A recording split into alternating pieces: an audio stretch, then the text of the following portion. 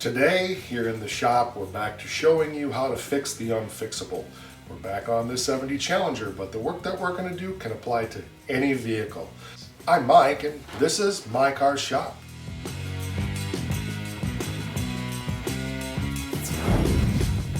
If you have followed along at all in the work that we've been doing in this car, we've done, 10, 50, a lot of episodes on fixing this car. Not necessarily the easy way, but the most expedient, a way that's fun for me, a way that's relatively inexpensive, and is a way that is just something I enjoy doing, which is fabrication. So if you go back through the series, you will see that we fabricated frame rails by hand, we fabricated gas tank strap mount, trunk floor mount stuff. We've now done a trunk extension by hand, and today we're going to be getting this quarter panel off and starting to look at exactly what it's going to take to fix the collision damage that's actually happened up in here in preparation for putting this new quarter panel on. For those who haven't followed along with the project, I'm doing about 80% of the work on this car, making all the stuff myself. I chose not to do quarter panels because of the complexity, and quite frankly, they're cheap, although the one for the other side has been on order now for close to 9 months, and I still don't have it, but eventually it'll get here. So other than a couple of cosmetic panels like this, just did for expediency's sake, we're building everything by hand. And again, for those who've not been here on the channel before, that may seem a little ridiculous on a car like the 70 Challenger, where you could pretty much build one of these cars from scratch with aftermarket parts. But I chose to do that with this car because, well, it's what I enjoy doing. This car is nothing special. It's just a 318 car, not worth a lot of money. And it really gives an opportunity to demonstrate and teach and showcase what you can do if you're like me and you have more time and more energy than you have brains and money. So no, seriously, you can do a lot with just a few basic, simple tools that we use here: shrinker stretcher, bead roller, sheet metal brake, a couple of other things. We keep it pretty simple, but it's what you can do. If you want to start making things by yourself, you can learn from the channel and then go out and experiment. If we created a pile of scrap metal out of this car, who cares? I mean, the reality is, if none of this works, you can cut it all back out, buy the parts and fix it. But I think you've been around long enough now to know that it might work. It might work. Of course it's going to work.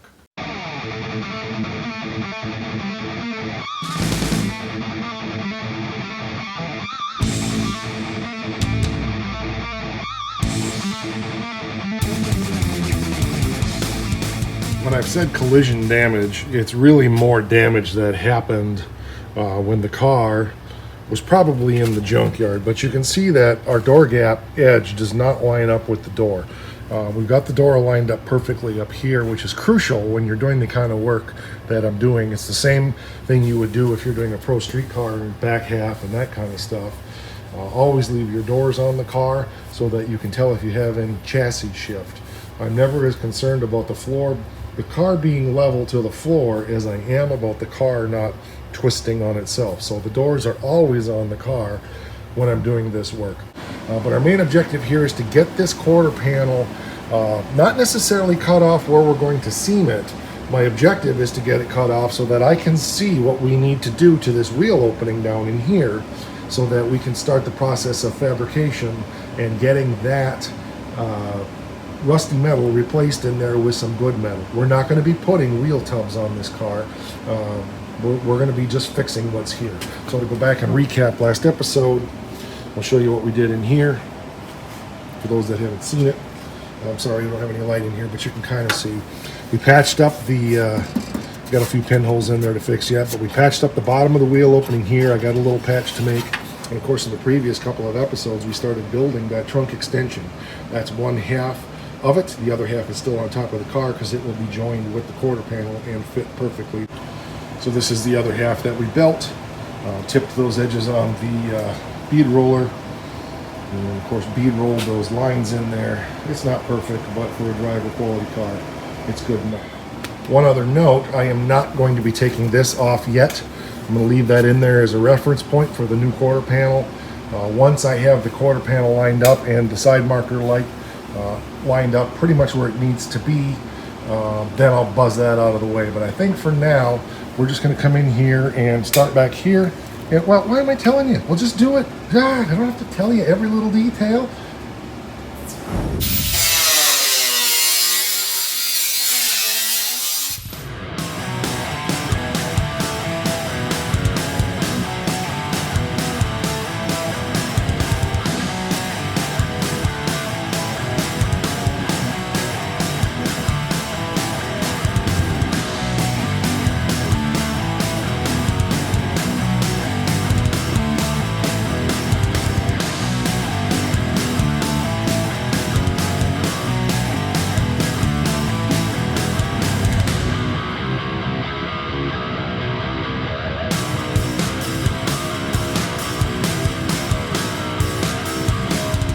Few things I want to mention. First of all, Jimmy, yes, I'm wearing gloves. I hear you.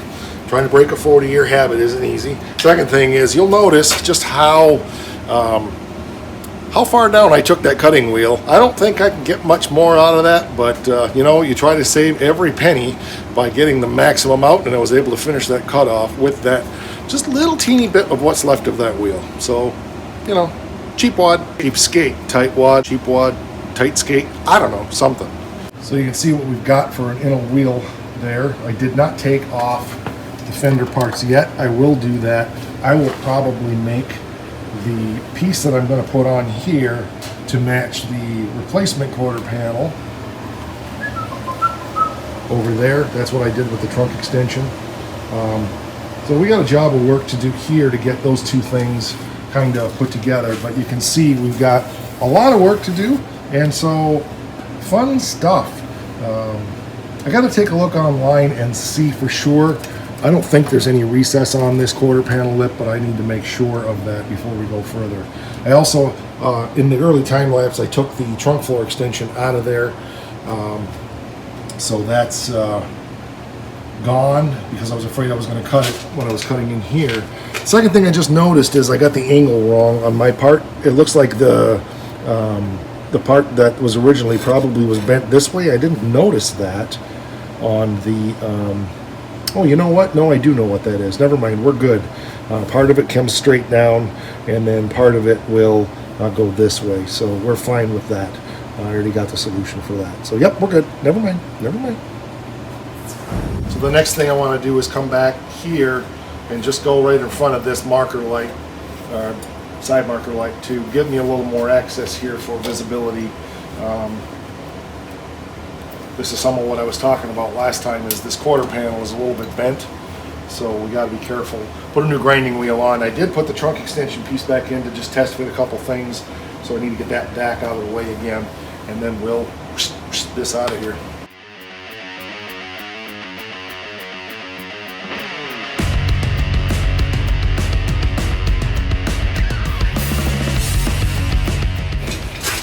So you can kind of get a feel for what we did here. Now we have good access in through here. I still have my reference mark, so when we go to line the quarter panel up close, I'll make sure that I'll do some dimensioning from the body line down to make sure that the replacement part is right, because I don't trust them.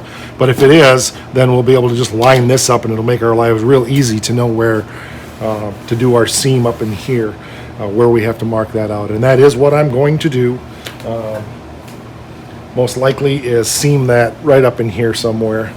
I thought about doing it down here, but that curve, I think I'm going to leave it and just cut all this metal out up in here. And in this case, because it's so high and it's not going to be terribly easily seen in the trunk, I'm probably just going to go ahead and flange that with a panel flanger rather than like doing a cut and butt.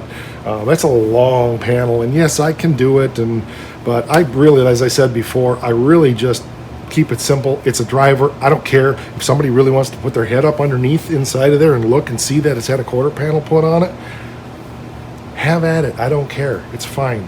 I do like the strength and the double thickness that you kind of get when you're when you flange it. So we'll get into that later. The other thing that, just for safety's sake, there was a sharp corner here, and I know me well enough to know that I would probably cut myself, so I nipped that off. The guys at Iron Horse Garage, if you haven't checked them out, go over there and do that. Just look for Iron Horse Garage here on YouTube. One of their recent episodes, they are taking after me and landing in the hospital and getting stitches, and I don't mean these stitches. You can see my hands are quite scarred up. And I definitely, at least one episode, ended up in the hospital, and another behind the scenes, I ended up in the hospital cutting myself. So, all right, so the next steps now is to try to lay this out. I want to put that quarter panel extension back in there one more time, and then take the other piece and kind of fit it on the outside just to see what we're looking like. And you can see now what we look like. It's a little high right here. One thing I just double checked, and I'm a little puzzled. So this lip is this way on the back of this wheel well, and I checked on the other side and it's straight up and down. I'm not sure what to make of that. I'll look into that more, but if any of you guys have experience with that, let me know why the passenger side, which is what I patterned this side after because most of this was gone, why the lip joining the quarter panel extension and the wheel well is straight up and down on one side, but on this side it angles forward. I'm just going to build it straight up and down to make it simple, but curious to know what your experiences are. And yeah, so maybe nobody knows, but oh, there's people that know. It's whether or not they watch my channel is the question. Okay, so one of the things that I did was go back and put the quarter panel on, and it's interesting to me that this is off about maybe 1/4 of an inch there, and yet when I look at where this body line is and this body line is, I think it's actually pretty close. So we'll do a dimension here, and then on the quarter panel itself, and just see maybe if this stamping is off a little bit. And if it is, I don't care, it's fine. It is what it is, it'll work. I got it pulled in back there, cleat coat on there, clamped down here, and then pulled in a little tighter here. Of course, the cleat goes across the top. And our lip lines up pretty nicely here with the old rusty crappy lip. So I'm happy with that. Now the next thing I want to do is go in here with our quarter panel extension, the rest of it, and get a feel for where that fits in here with this quarter panel on the car. So I'll see if I can get you under there to see what I'm doing. Okay, so not easy to see, but I got a little trimming I got to do here to make room so that I can fit my panel extension in. So I think I can do that under the car here. I'm just going to buzz that off like that, take that corner off, and then I can put my trunk panel extension, and I'll get more light in here for the next shot so that you can see what I'm fitting and how I'm testing things. Okay, hopefully I got the light set up better for this shot now. So what we're doing is just trying to fit this up in there. We already fit it to the quarter panel, so it's just a matter of figuring out how it fits from the quarter panel to the trunk extension, and it fits right there. A little bit of twisty to do, but I'm really overall pretty pleased with the way that's going to fit. I think this may have to kick a little bit there. I'm not totally sure, and yet I don't know. I need more clamps, but I also know that this lip here is a little bit wider than it should be, so it's going to be, well, just going to be what it is. I'd like to clamp it. I may have to cleco it, but I'm not sure how I can do that and mark it. But if you can see up here, yeah, where this tail piece goes, it's going to weld nicely to this trunk extension once it's in place. This quarter panel is out just a little bit on the bottom, I think, yet, because the other quarter panel is kind of holding it. You know, it needs to come in just a bit because it's not trimmed to fit yet. But overall, we're good. So let me get you around where you can see what we're dealing with. Up in this area, up in here now. Okay, so starting down here at the bottom, you can see we're following around just fine. This is all rusty in here, of course, and is going to need to be replaced, but you get the idea. And we got a goober there holding the quarter panel out quite a bit, so we'll deal with that. And then, you know, it's really bad up in here, obviously. Can you see my own pointer? There we go. It's really bad in through here. And then, of course, we're going to be putting all that in down here to about here is where the quarter panel extension kind of catches in and then down. So what I was trying to figure out is how to attach this piece to the quarter panel extension with it all in place. But I realized I was getting ahead of myself. I need to just back off on that a little bit. We're not ready for that. And if I mean, I could put clecos in it, but I think it's better to just leave it out right now. I test fitted it. You saw it. You know it fits in there goodly. So we're in good shape. So I think we need to come up in here now, take the quarter panel off, and trim out a bunch of this rust and get maybe from here up and around for now, and then start figuring out how we're going to make all of this.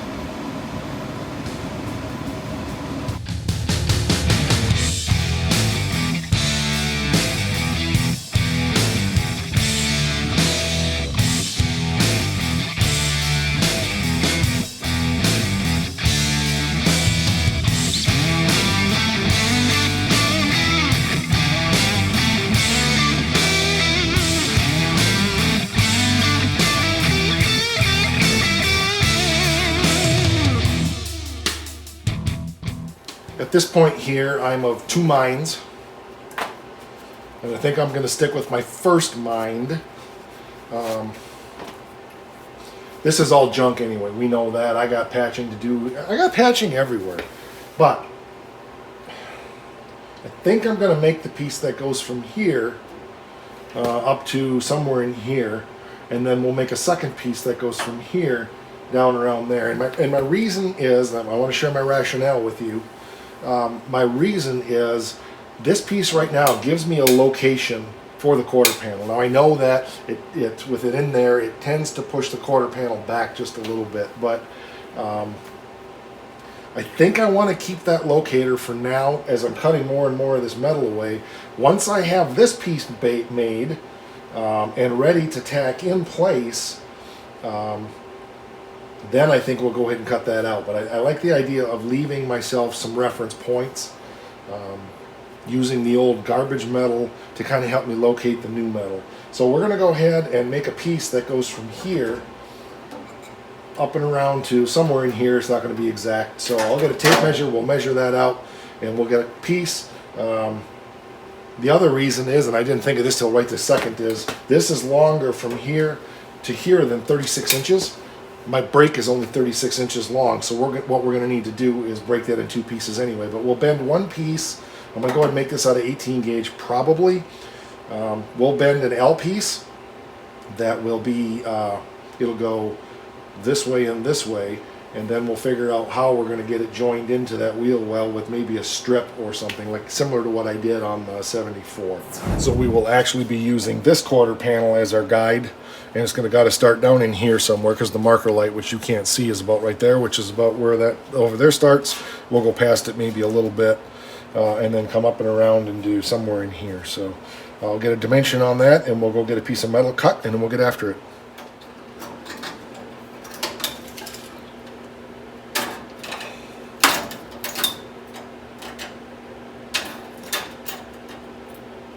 I think about 27 inches will be good enough. Just kind of bend. I use a cheap tape like this because you can make it flex and bend the way you want. So we'll do a piece 27 inches that'll get us from here up into here, and let's get started with that.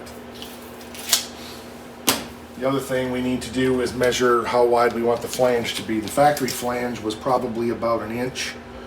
I'll probably go a little more than that so I can cut it to fit. I know that the flange on the new fender is a lot wider, and that has to be cut to fit. So we'll go 1.5 inches by, what do we want to make this up here?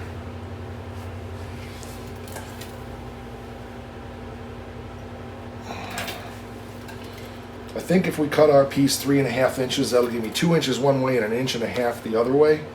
Hopefully 2 inches gets most of this. I don't know about up in here. It's probably not going to, though.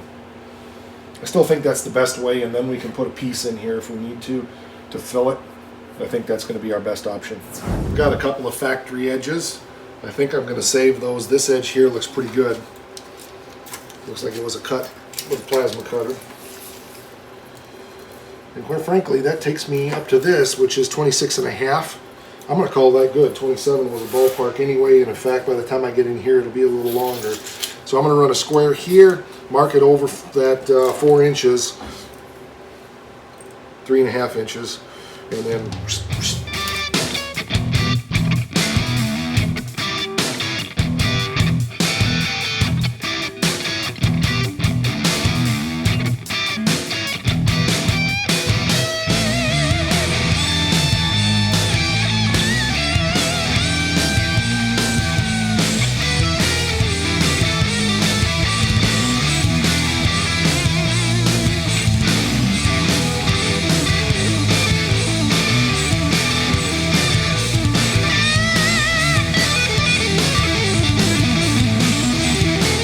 time lapse, you saw me DA this down, and that's because I want to make a better line than what I did when I was cutting it. I scribed it first in the time lapse, and then it wasn't showing up well enough knowing what I was going to do, so I went ahead and sprayed it with some primer, and then just traced it with a black marker. But I don't want any paint on this because we're going to have to use the shrinker stretcher on it.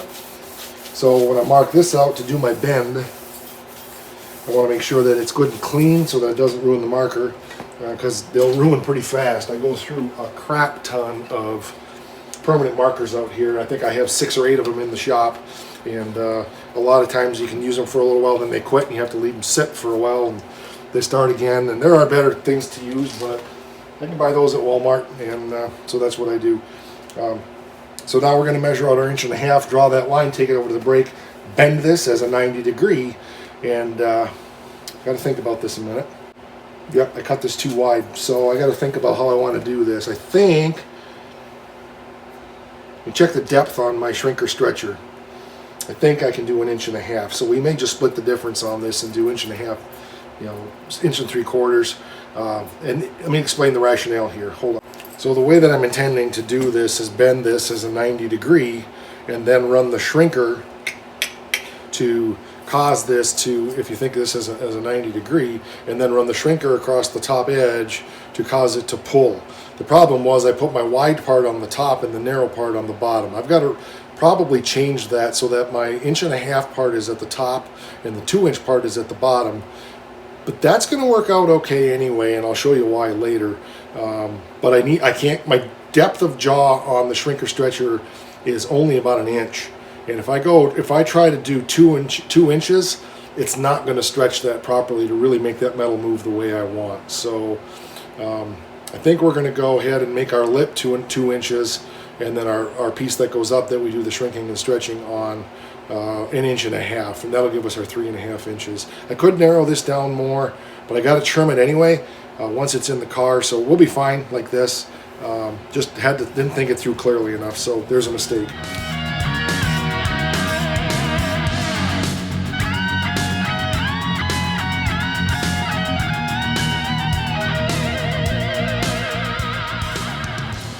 So the first thing I want to do is establish myself a datum line, which is basically a line that I'm going to use for reference going forward no matter what. So I came down here first of all and determined that approximately there is where I want to start. That may be a little long, but that's okay. Rolled it around, kind of let it fall into place, and realized that I don't really need to bend anything from about here to about here. So then we got a gradual bend going this way, and it gets thicker as it goes down, so I'm just going to make some lines. And then again up here it's gradual, and then as it goes down this way it starts bending faster. And I did that wrong because this needs to be like this. So there you go.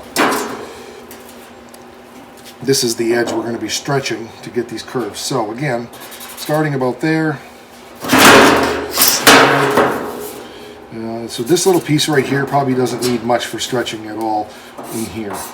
Then we get more radical out here as we go, and it starts gradual in here and then gets a little bit more radical out in here.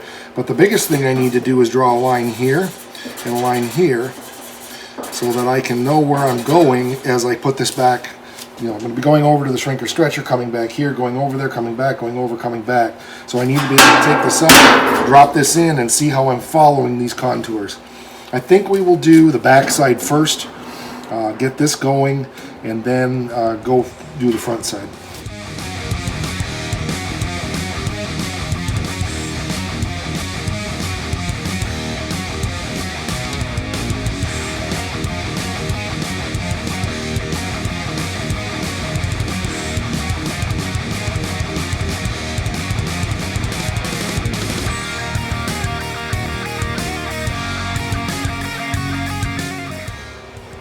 Here's what we've got so far. We're in pretty good shape down here. Follows our curve nicely. So we now just need to go up here and bend this that other way. This edge isn't perfect in here, but we're getting the right shape, and that's all that matters. This is obviously way too wide in here. We'll trim that off I screwed up when I did that. Like I said, I wasn't thinking about what I needed to stretch and shrink. So no big deal.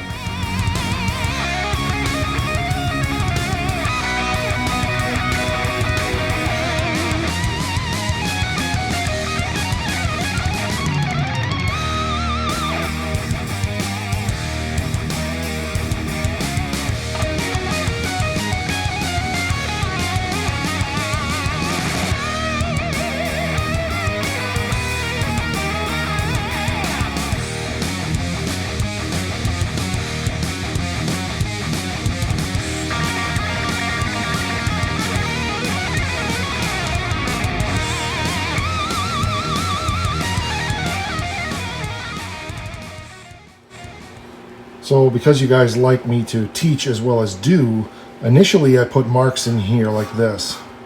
That kind of tells me that I knew I was going to have to bend it a little bit more radically there. You can ignore those marks, I screwed up that. I knew I was going to need gradual bends here, so I only put a couple. And then I put some more in here knowing I was going to need to bend it more. I didn't figure I was going to have to bend it much out here, so I was just guesstimating. When I did this side, I really didn't change anything except I realized as I was going along that the bend came back this way further than I realized. So maybe you can see the jaw marks, maybe not. I came back up in here a little bit more, probably to about right. I think that's the first jaw mark right there. So almost to my center point. And just stretched it slightly to get it to follow that contour down. And it turned out nice. Now the other side, first of all, I didn't make this mark start, but I went back and put start so I knew where to start. And apologize for things being upside down, but this is the easier way for you to see. And then looked like there was a bit of a flat spot. No, I'm sorry. As I was bending, I started here and I started bending, and I could see there was a little more radical right here. So I just made myself a star to say you need to give it a couple tweaks here before you get down here. Then when I have multiple lines, this means you're going to need to make multiple cuts. And while I'm stretching it, what I'm looking at is, okay, I probably need to start on this particular one at 2 or at 3 or at 1 or at 4 or 5 and work my way through that. And you'll notice that in the time lapse, I was only doing 1 or 2 bends, 1 or 2 stretches, and then coming back and checking. It's really easy to go too far. That was actually the mistake that I made over here, was I got too carried away and I had to go back and actually shrink things back because I stretched it too far.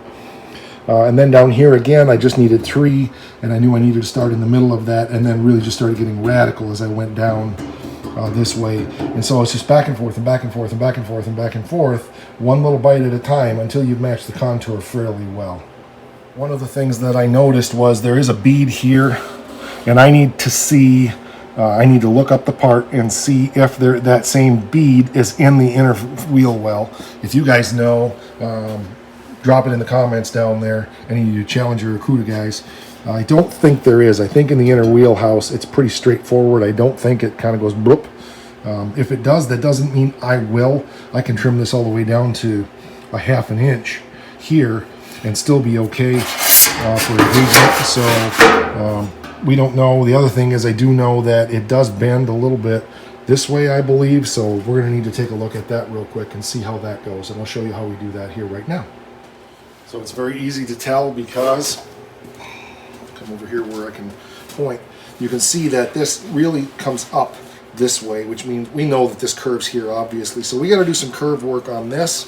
It's fairly flat there, and then like that. So what I want to do is just take and run a mark on this with a marker so I kind of get an idea of that contour, and then I can start looking at, I'm not going to cut it yet, but I can start looking at where I'm going to need to tweak that to get it to match that contour properly. So I'm just taking my marker, drawing it along here. This isn't for cutting purposes, it's just simply to check. And remember that I lined up my datum mark here as I slid it in. That line is lined up with my little mark in there, so I know where the center is. That's important. So there you go, it's lined up. And I got my datum put in there, and you kind of follow that around.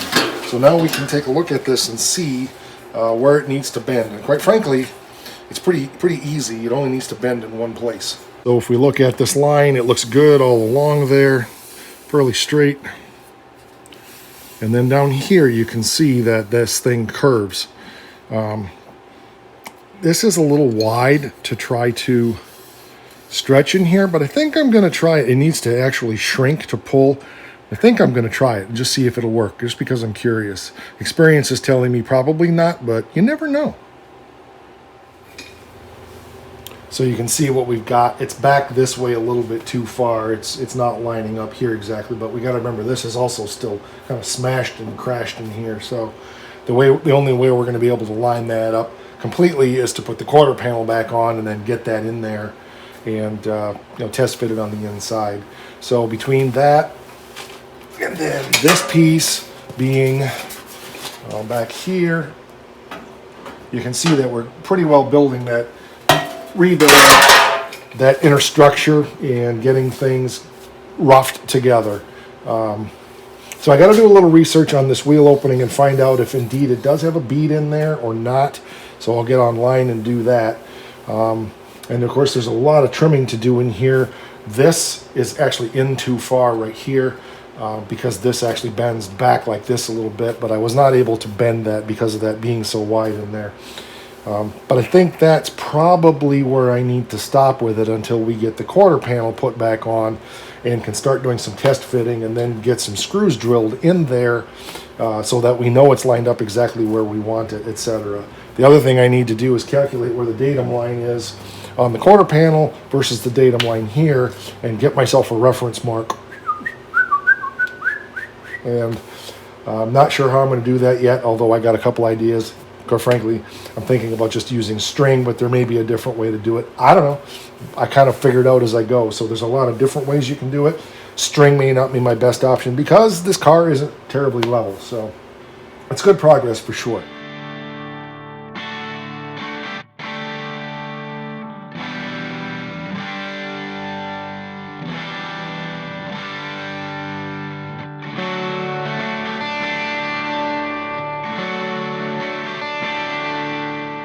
Then the next steps are going to be, first of all, this still even has the stainless steel strip on it. So we're going to have to peel that off. And then I want to peel the quarter panel off of the inner panel so that we can start to see exactly where that needs to be, because we'll line the new piece up with the old piece and we will make our new part out of the old, using the old rusty metal part as a pattern. So we're making good progress here on this. This tipped over on me. It's just kind of stuck in there right now just to kind of get a feel for what it looks like. Nothing is in its exact position, and we can't until the quarter panel's on there and we start working on it from behind.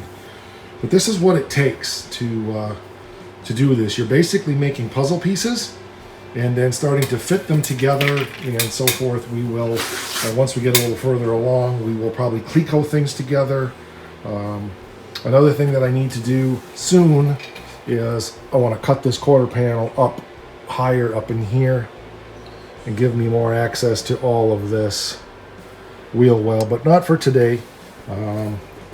We've made good progress here today. For me, this is the fun. It's not only putting together a puzzle, but it's making the puzzle pieces and making them all fit together. It's like a giant logic puzzle or doing a Rubik's Cube or whatever. All things that I've enjoyed in the past for sure.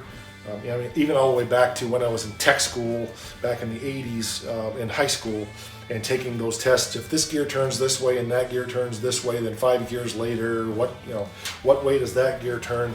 And I think that's part of the fun of this is I've done it, but we're so used to just buying a part and welding it in and stuff like that. And this just kind of makes it a lot more challenging for a challenger. Stitching together a challenger. There's all kinds of wordplay there if you really think about it. But this is what I love to do, is just figure all of that out and figure out how to make it all work and put it all together. And I've been doing this, this kind of, well, close to 40 years. So certainly not every day for 40 years. It's not been my profession. If you've watched other episodes, you kind of got an idea what my career path has been. But this has been my hobby and my passion for a long time, and it's just fun to put all this stuff together. But thanks for spending the day out here with me and just going through the process of how I make these bits and pieces to put this car together. That's going to do it for this episode. If you haven't subscribed to the channel, do that. Make a comment down there. You guys have been really commenting a lot lately, and I appreciate it. You have no idea how much that helps the channel. Plus, I just like hearing your questions and comments, learning from you. Jimmy giving me some crap about not wearing gloves. I wore them today because of what you said. Trying to develop those better habits for an old fart.